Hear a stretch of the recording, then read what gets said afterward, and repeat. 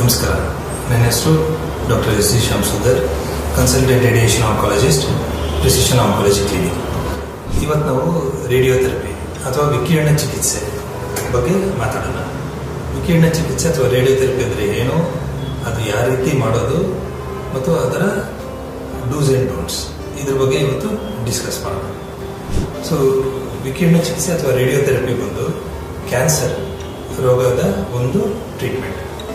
Along with ಈಗ ನಾವು surgery, chemotherapy, hormone therapy, ಅದ್ರ ಜೊತೆಗೆ ರೇಡಿಯೇಷನ್ ಕೂಡ ಒಂದು ಭಾಗ ಆಗುತ್ತೆ. ಕೆಲವು ಕ್ಯಾನ್ಸರ್ಗಳಲ್ಲಿ ರೇಡಿಯೇಷನ್ ಒಂದೇ ಟ್ರೀಟ್ಮೆಂಟ್ ಆಗುತ್ತೆ, ಕೆಲವರಲ್ಲಿ ರೇಡಿಯೇಷನ್ ವಿತ್ ಕೀಮೊಥೆರಪಿ ಕಾಂಬಿನೇಷನಲ್ಲಿ ಟ್ರೀಟ್ಮೆಂಟ್ ಆಗುತ್ತೆ.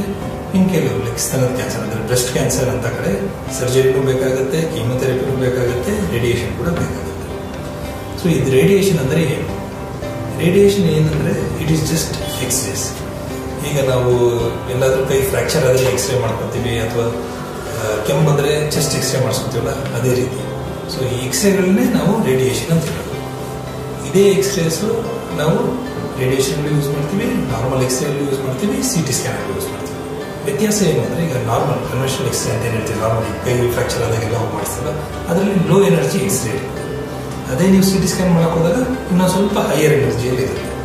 ಅದೇ ನಾವು ರೇಡಿಯೇಷನ್ ಅಂದರೆ ಈ ಕ್ಯಾನ್ಸರ್ ಟ್ರೀಟ್ಮೆಂಟ್ ಇದಕ್ಕೆ ಬಂದಾಗ ಅದೇ ಎಕ್ಸ್ರೇ ನಾವು ಇನ್ನು ಹೈ ಪವರಲ್ಲಿ ತೊಗೊತೀವಿ. ಅಪ್ರಾಕ್ಸಿಮೇಟ್ಲಿ 6 to 15 MV ಅಂತ ಹೇಳ್ತೀವಿ, ಅಂದರೆ ಮೆಗಾ ವೋಲ್ಟೇಜ್ ರೇಂಜಲ್ಲಿರೋ ಎಕ್ಸ್ರೇನ ನಾವು ಯೂಸ್ ಮಾಡ್ತೀವಿ. ಸೊ ರೇಡಿಯೇಷನ್ ಅಥವಾ ವಿಕಿರಣ ಅಂದರೆ ನಥಿಂಗ್ ಬಟ್ ಎಕ್ಸ್ರೇ ಅಷ್ಟು, ಸ್ವಲ್ಪ ಪವರ್ಫುಲ್ ಆಗಿರೋ ಎಕ್ಸ್ರೇ.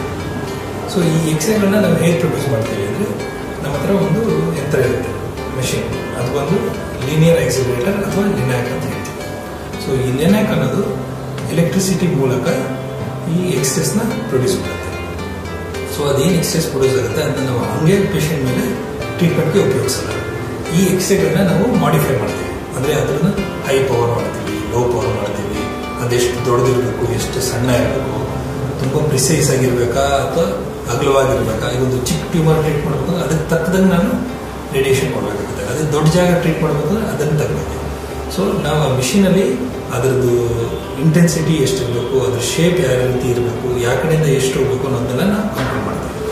ಈ ಕಂಟ್ರೋಲ್ ಮಾಡೋದನ್ನ ನಾವು ಒಂದು ಸಫಿಸ್ಟಿಕೇಟೆಡ್ ಸಾಫ್ಟ್ವೇರ್ ವಿತ್ ಆಲ್ಗೋರಿದಮ್ ಇದೆಲ್ಲ ಯೂಸ್ ಮಾಡ್ತೀವಿ. ಅದನ್ನ ನಾವು TPS ಅಂತೀವಿ, ಅಥವಾ treatment planning system. So linear accelerator along with treatment planning system use ಮಾಡಿ ನಾವು ಈ ಎಕ್ಸ್ರೇಸ್ನ ಪೇಷಂಟ್ ಯಾವ ರೀತಿ ಬೇಕು, ಎಲ್ಲ ಪೇಷಂಟ್ಗೂ ಒಂದೇ ಥರ ನಾವು ಯೂಸ್ ಮಾಡೋಕ್ಕಲ್ಲ. ಸೊ ಯಾವ ಪೇಷಂಟು ಮತ್ತು ಪೇಷಂಟ್ ಇರೋ ಬಿಮಾರಿನ ನೋಡಿಕೊಂಡು ಅದ್ರ ಪ್ರಕಾರ ಪರ್ಸನಲೈಸ್ ಮಾಡ್ತೀವಿ. So next most common question ಏನು ಕೇಳ್ತಾರೆ ಅಂದರೆ, ರೇಡಿಯೇಷನ್ ಮಾಡಬೇಕಾದ್ರೆ ನೋವಾಗುತ್ತಾ, ಏನಾದರೂ ಗೊತ್ತಾಗುತ್ತಾ ಅಂತ. ನಾವು ಎಕ್ಸ್ರೇ ಯೂಸ್ ಮಾಡೋದ್ರಿಂದ ಎಕ್ಸ್ರೇಗೆ ಯಾವುದು ಬಣ್ಣ ಇರಲ್ಲ, ಅದಕ್ಕೇನು ಮಾಸ್ ಇರಲ್ಲ.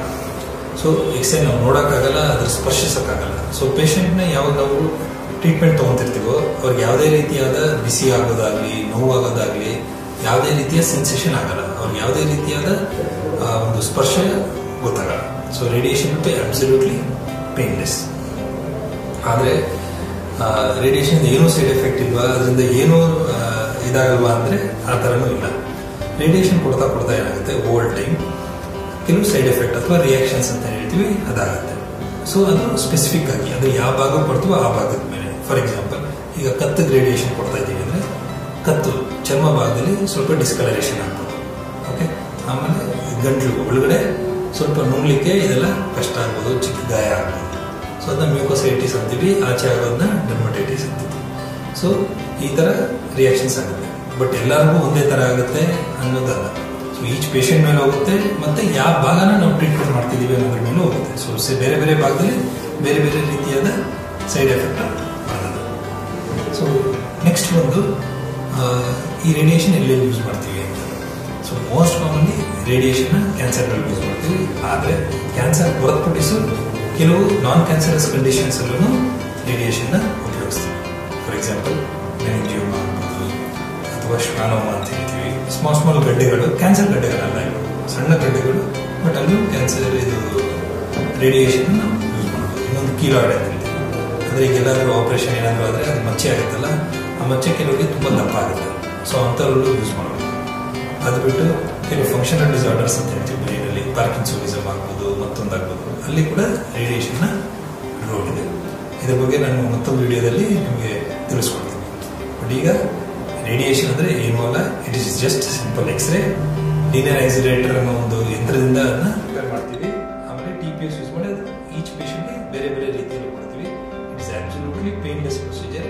ಟ್ರೀಟ್ಮೆಂಟ್ ಮಾಡುವಾಗ ಯಾವುದೇ ರೀತಿಯಾದ ನೋವು ಆಗಲಿ, ಸೆನ್ಸೇಷನ್ ಆಗಲಿ ಏನೂ ಆಗಲ್ಲ. ಬಟ್ ರೇಡಿಯೇಷನ್ ತಗೋತಾ